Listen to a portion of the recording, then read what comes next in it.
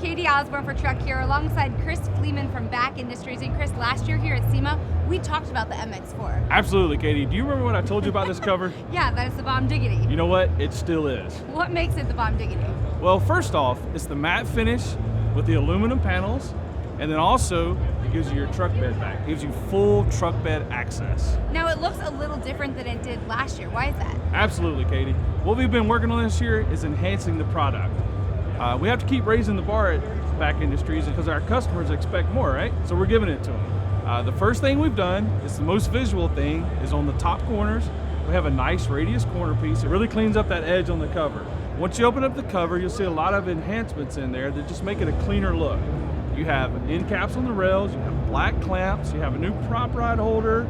All of our bumper pads are now nice molded pieces. Just gives it a more refined finish. It literally looks like it belongs on the truck. Absolutely.